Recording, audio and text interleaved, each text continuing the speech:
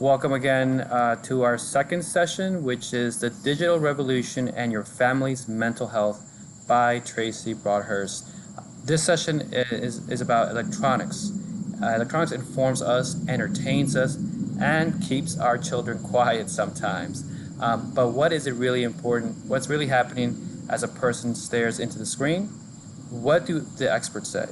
Let's look at the digital revolution together, the good, the bad, and the ugly, and consider fresh options. Today, we have our special guest, our special presenter, which is Tracy Broadhurst. She is a trainer with Equus for Workforce Solutions. Her presentations are often described as entertaining, empowering, and inspiring. At recent conferences, Ms. Broadhurst spoke on the impact of stories on the human brain. Given the science, she believes the stories and the technologies that we love, deserve, and throughout examination. Tracy has a degree in economics from the University of Maryland, College Park. Everybody please give a warm welcome to Ms. Tracy Broadhurst. Thank you. Okay. Thank you, Mr. Moderator. Hello, everyone. It's great to be here with you today. I'm going to go ahead and share my screen, and we're going to get started. The following quote came from a Penn State psychology blog. It says that people have become dependent on technological devices and social media. The digital age has become the epidemic of the modern world, which poisons our brains, bodies, and hearts.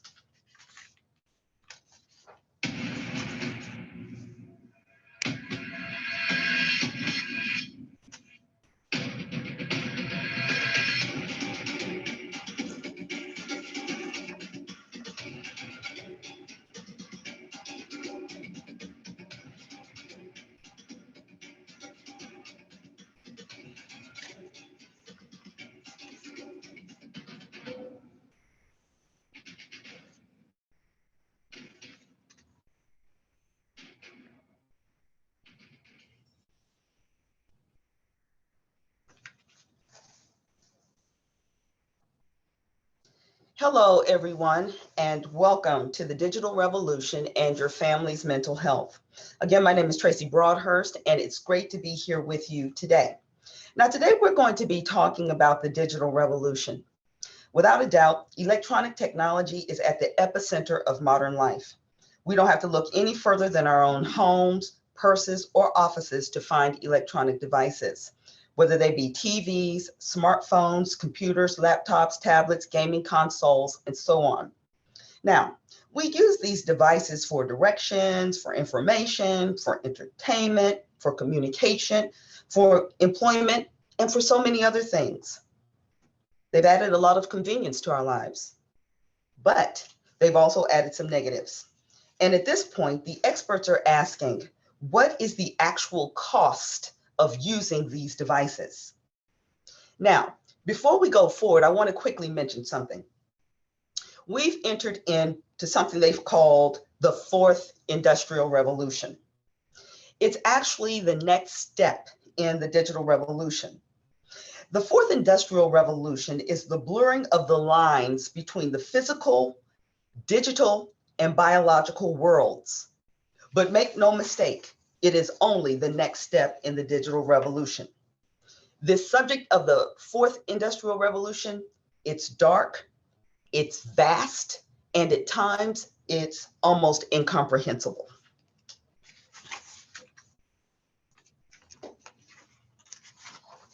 Now, in terms of the digital revolution, psychologist Nicole Birkin said this: as both a clinician and parent, I see firsthand the numerous mental and physical health issues that can happen to children, teens, and young adults when they spend too much time in front of screens. Human cognition, behavior, and personality development are being disrupted by the digital revolution. Some experts say they don't even know what it's going to be a human in the days ahead. Okay, now our objective for today is to briefly examine the digital revolution and provide you with a few tools and ideas to help you and your family to successfully navigate it. Okay, our agenda for today is pretty simple. First, we're going to take a look at the revolution. Then we're going to take a look at a special boy named Toussaint that was impacted by the revolution. Then we're going to look at an alternative to the revolution. And then finally, we'll conclude our presentation and open up the floor for your questions and comments. Now, if we have your email address, we will be sending you some materials, including this presentation, and hopefully you'll find them helpful.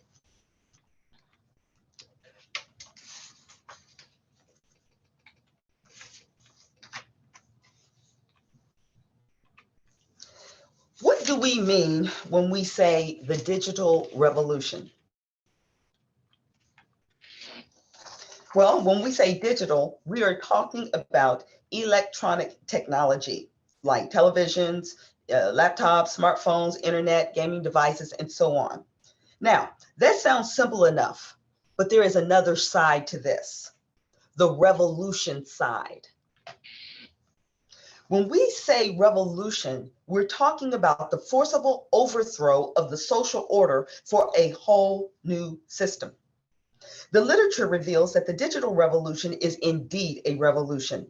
It is upending and overthrowing every aspect of human society. And as we mentioned before, it's threatening even what it means to be a human. Experts are fearful over the digital revolution's impact on mental health. In this well-known, this is a parody of a well-known art piece. In this, the man is not an independent thinking man. His mind is overtaken by the technology that he continuously interacts with.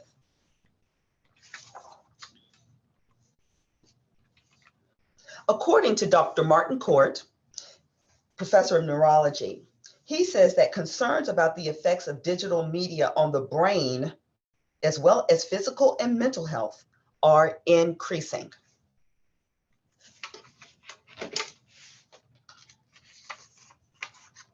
Now, in this section, we're going to take a look at just a few of the negative outcomes that experts are concerned about. This is by no means a comprehensive list, but enough to establish that the digital revolution is definitely a threat to our family's mental health. We'll talk about digital addiction, loneliness, PTSD and media-induced trauma, sexualization, ADD, depression, and digital dementia.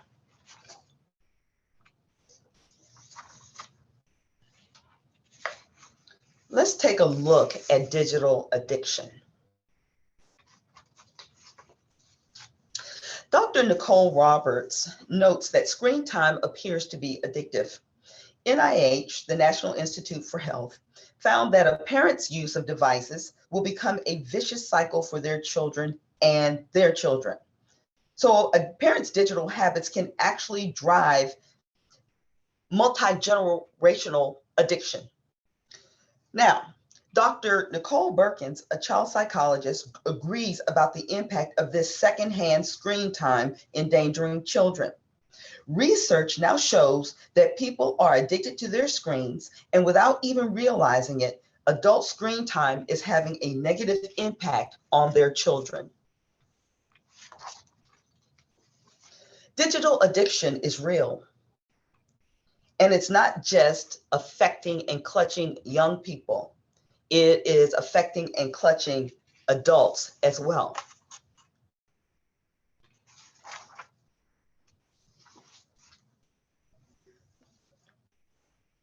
Digital addiction is a true addiction, like heroin, being a heroin addict or an alcoholic. Dr. Greg Jantz, clinical psychologist, said that the rush you experience from using technology produces the same chemical reaction in your brain that stimulants like heroin produce.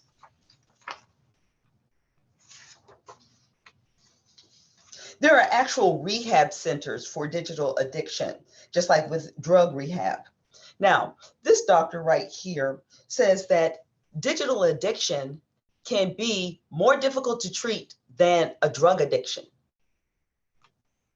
Okay, now with this addiction center here, they say that technology addiction is one of the fastest growing addictions that they have ever seen.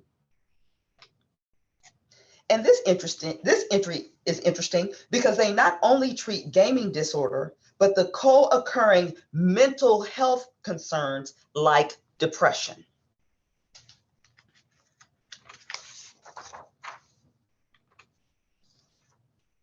This center here treats mental health disorders and addictions, including digital addiction. This is right alongside drug and alcohol addiction counseling, pornography and sex addiction counseling, gambling addiction, prescription drug addiction. This is just one of the addictions that they also treat in this center. Now, many people may not go to a drug rehab center, but they are glued to their phones and technology night and day. Now, in this statistic, it says that people are checking their cell phones 262 times per day on average. That's once every 5.5 minutes. So if it takes 20 minutes to regain deep concentration, how much deep thinking are people doing?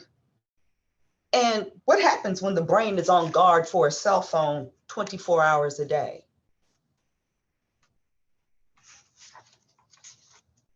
Much is being said about the mental and physical impact of digital technology on the developing brain.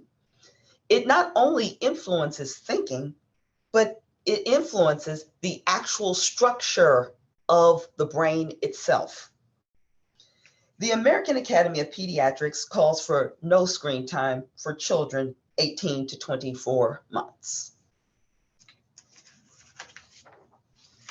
In this article, Dr. Nicole Roberts notes that people are spending as much as 12 hours a day in front of TVs and computers when they are at home. This does not include office time on the computer. We don't hear too much about it, but TV addiction is part of the digital addiction pantheon.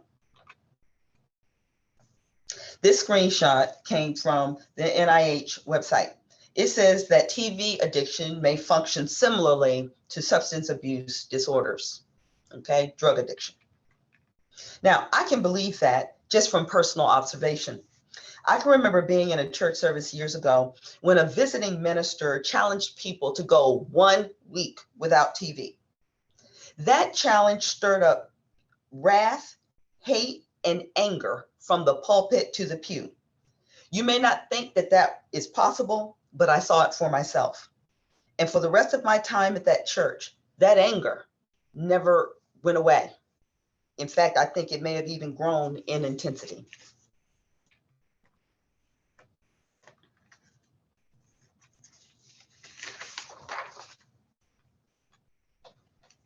This article says that exposure to TV can impair a child's cognitive development.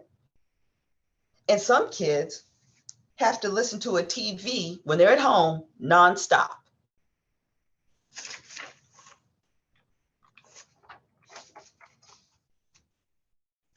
Here are a couple of screenshots from the movie network. The newsman says, and he's basically preaching to the people, that right now there is an entire generation that never knew anything that didn't come out of this tube, talking about the TV. In the movie, he'll go on to say that people are divorcing themselves from real life in order to remain in TV fantasy.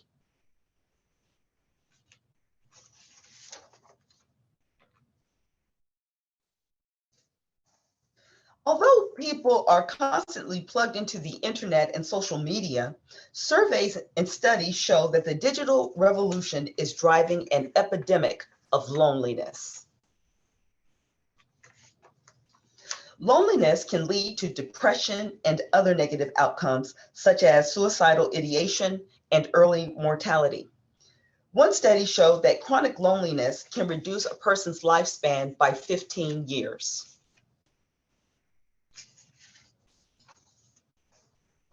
Now, there are certain things that we all need for our healthy personal development.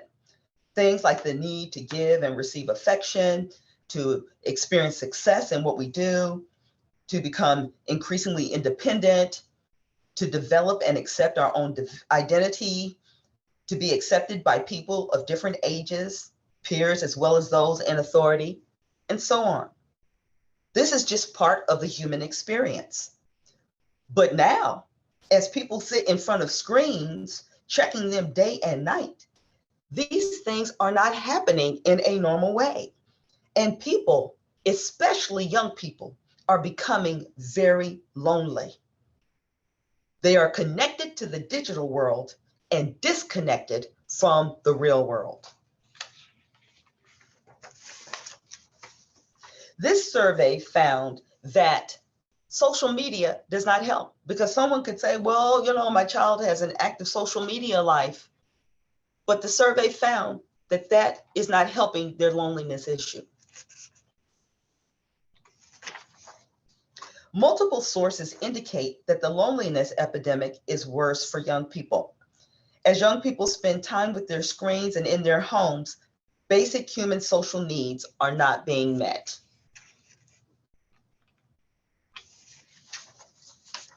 In a Cigna health insurance report, nearly 79% of Generation Z respondents and 71% of millennials reported feeling lonely, compared to just half of the baby boomers. Okay, and we can say, well, why is that? And it may be because the baby boomers were outside playing and interacting with society. And as time goes on and people get increasingly, into their screens, then they are spending more time alone. Okay, so the loneliness can decrease lifespan by 15 years and fuel depression and suicidality.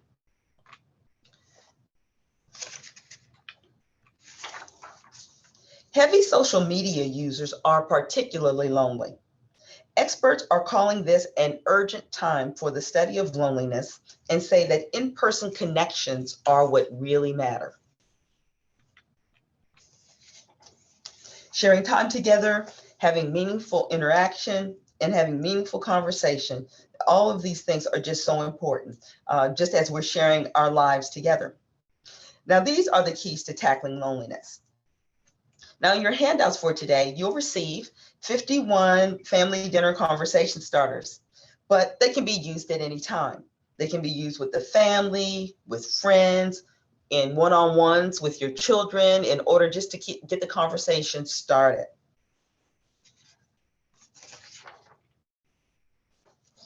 It is acknowledged that the digital revolution is helping to drive the loneliness epidemic.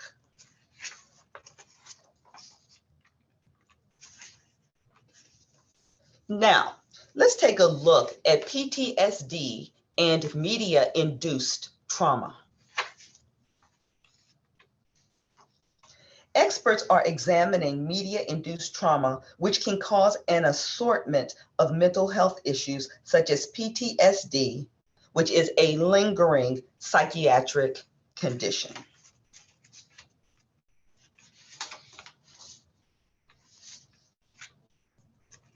And here are just some articles on the internet where you can see where they're making that link between the media-induced trauma and PTSD.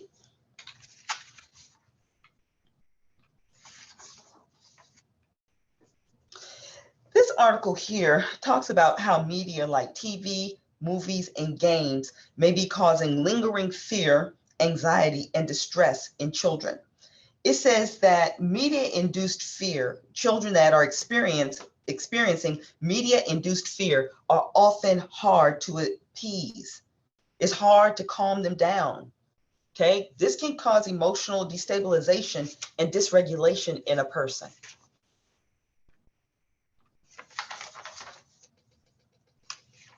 Next, let's take a look at the sexualization of children.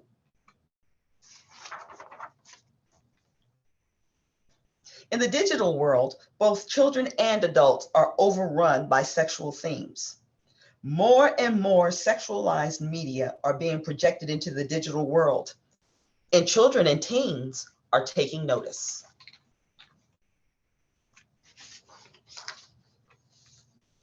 These nudity and sex themes are not new and can be found where we least expect them.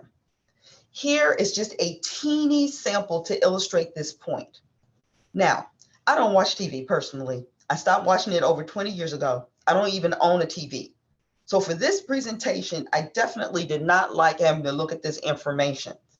For this section, I censored some parts of the female anatomy, and I won't be parking on these pictures. This is only to establish what's going on.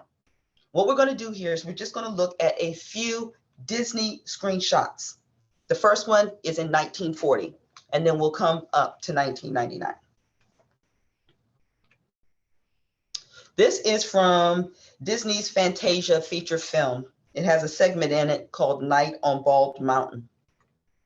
In it, these are like ghosts or whatever that are on their way to see this devil called Chernabog. It has many, many pictures, and I've censored this. This was completely anatomically correct, okay? All throughout, I don't know how many dozens or hundreds of images like that were in the video, but it is available in extant and available online. Okay, and in this one, I've made the picture really small, but if it were regular size, you would be able to see full frontal, nudity with this woman, okay? And so this comes from the Associated Press website. Now, according to one website, even though Fantasia, the video we've looked at a few screenshots of, even though it was released about 80 years ago, Disney still receives complaints from parents of children that have been traumatized by it.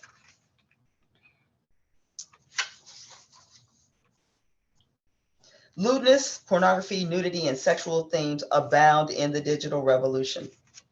This statistic indicates that almost all children have seen online pornography. They are bombarded with it, and oftentimes it's accidental. I can remember when I first got on the internet, I put in whitehouse.com and it was pornography, so I definitely wasn't looking for it, but it came looking for me. Pornography has many negative effects on all ages, and especially children who are unable to process this information. It's premature and inappropriate.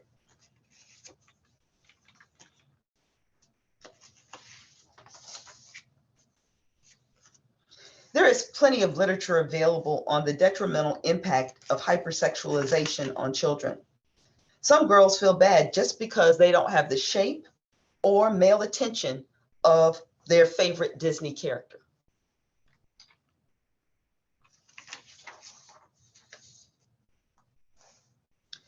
We oftentimes tell our children, don't talk to strangers.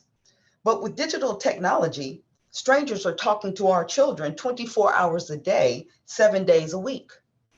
They are unceasingly seducing people and normalizing abnormal behavior. Where? In their stories, movies, ideas, and games. The brain science has found that when we listen to an engaging story, our brains actually sync up with the brain of the storyteller. They've discovered this through the functional MRI. We vicariously experience what that person is telling us, releasing hormones and emotionally bonding with the characters in their story. Imagine the effect on the developing brain. Pornography hurts everybody, not just children. This is a good article here that goes over some of the negative impacts of pornography on children. You can find a reference to this in our references, with the website link. The author makes an important point concerning how to protect our children from this scourge. He says that there is a place for parental controls over the computer, but that they aren't the solution. He says that the best tool may be you. We can create a permissive and safe space for ongoing parent-child dialogue. to foster a culture in the home where each family member is comfortable talking about the stuff we see online and how we feel about it. He says, we want our children to know that it is normal to be aroused from what we would all have to decide how to go with this, to be aroused from what they might see online, but crucially to appreciate that this doesn't match the intimate, loving, consensual sex that adults have in the bedroom. So basically he is saying just preempt whatever, try to preempt whatever damage might be, cast upon our children. Let's take a quick look at attention deficit. Electronic technology can have an effect on attention span. The Washington Post is even asking, is the internet giving us all ADD? NPR and Science Daily are associating digital media use with ADHD symptoms. ADHD is a psychiatric disorder. Depression. The reliance on digital technology has fueled concerns from parents, teachers, governments, and young people themselves that digital technologies and social media are exacerbating feelings of anxiety and depression. In response to these and other concerns, some countries are actually taking legislative action. Let's look at digital dementia. We normally associate dementia with the elderly, but now the young and old are getting it from the overuse of electronic technology. This particular screenshot comes from the Alzheimer's.net website. Okay. Here we see digital dementia being called a modern day health epidemic. And here it talks about the digital dementia as the memory problem plaguing teens and young adults. So our nation's strength is our young people. Our strength, our children, it's being weakened through screens.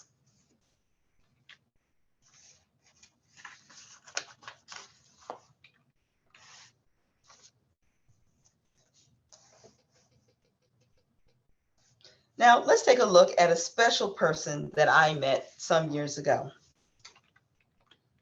Toussaint. Years ago, back when I was in youth ministry, I met a little boy named Toussaint. For some reason, I was asked to watch him for a few hours. I'd never met him before, and I would never see him again. Now, Toussaint was a fine boy, straight and tall. He was about 8 years old, maybe 9. But when Toussaint began to speak, he would only speak in sentences that came from television. Go get him, Batman. Go, Spidey. What's up, Doc? Just a string of random sentences. So he had to spend the afternoon with me, and I had to figure out what we would do for the day. So we went to a nice, quiet, wooded park with huge trees and bleachers with dirt in front of them. The dirt was the attraction, so we quietly played in the dirt. I did my project and he did his. As evening shadows began to fall, I said, okay, Toussaint, it's time to go. So then Toussaint said, my chicken. And I thought, did he say chicken? He said, I don't want to leave my chicken. Now this was important to him. I had to think fast. So I said, well, God lets us have his chicken. Toussaint thought about that for a moment. He said, was it a pretty chicken or a ugly chicken? Now, I don't know how I responded to that, but he complied with my request and I took him home. I never forgot that pleasant afternoon with Toussaint. In the silence, free of the noisy voices, he rose up, independent and self-determining. He was quiet, he concentrated, he made his own creation, he stood up for it and defended it, he listened to my arguments, He asked a question, he deliberated, he compromised, and he complied. Now, I never saw Toussaint again, but I will never forget him. And although we only met once, that does not mean that his brain forgot the pleasure of silence, original thought, asserting his rights, and hearing arguments. The only thing that he needed was the right conditions. We can change things if we're deliberate, subtle, and intentional with our actions in helping those around us. I've read that when children detox from electronics at summer camp for just 1 week, their empathy levels go up. Children and adults, they're strong. They just need the right environment to detox. Sorry. Experts like Nicole Berkins, a clinical psychologist, basically said that kids and adults are spending too much time in front of screens and too little time engaged with the people and activities around them. Okay, let's take a look at a simple alternative to excessive screen time. Don't sit, do. Some of us are children of the 60s and 70s that had parents with an active lifestyle. We were born into bowling, softball, basketball, track, barbecues, and yes, even partying. We were in the Scouts, and we were looked at as the entertainment for the family. We had family dancing and Soul Train line. In that family, you might be 50 years old now, and your mom is still asking you to do a cheer from high school for entertainment. Those early days may not have been perfect, but you feel like you're still living off of that rough and tumble, cheap, easy, fun, healthy lifestyle. It can be replicated practically anywhere, anytime, with whatever resources that you have. Toussaint had dirt and quiet. It doesn't take much, just intentionality. Someone might say, well, Tracy, life is so different now. Yeah, in a way. People and children can't just run around unsupervised. But they can still run. And so can we.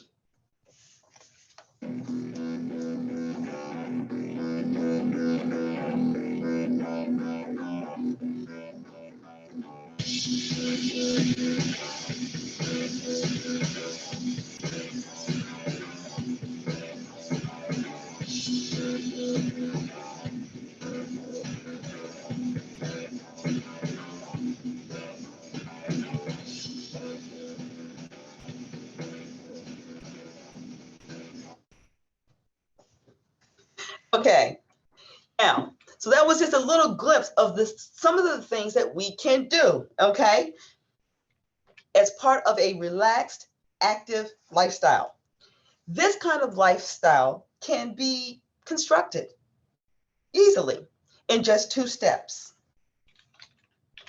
First, create a basic, simple schedule with stuff that works for you and your family, stuff that you like. Now, my personal schedule focuses on my responsibilities, okay? I don't include time wasters like toxic relationships and stuff like that. But even with my basic responsibilities, I like them to be fun. So for instance, I was checking my oil the other day and I noticed a chair under a nearby tree. It was a hot day, so I pulled out my collapsible bucket, put some water in it, cooled off, maybe put my feet in it, and I sat under the tree and looked at the birds. I was in no rush to get home. I have no TV, and my smartphone is only a phone that I turn on when I need it, so I have plenty of time on my hands. That was a memorable day for me. I like the ordinary to be extraordinary. I once got some great advice from a lady who was into being happy. She said that if she's not happy, she handles whatever situation is not making her happy so that she can get right back to happy. Now, I want to make a quick point here. I was not always mellow and relaxed. I used to be so uptight all the time that I rushed my daughter's childhood away. That is my great regret. It was always hurry up, we got to do this, start and finish. She wanted to smell the flowers, and I wanted to finish tasks. After I got destroyed a few years ago, I became mellow. Now, one thing I would keep from my child rearing years is that I homeschooled and taught my daughter to be as independent as possible. I did this from toddler age on up. This was good for her, and it was good for me. She liked sewing and carpentry and shopping for the family, and I didn't have to do everything. Work and achieving short-term goals is satisfying for children, and it makes life interesting. If I could do it again, I would be mellow, we'd be independent, and she'd be in some kind of activity that she enjoyed all year long. So in constructing the chill lifestyle, we create a basic schedule. And number two, we do it. And don't forget to make the ordinary extraordinary. I like this little quote telling us to enjoy the little things of life. For one day you will look back and realize they were the big things.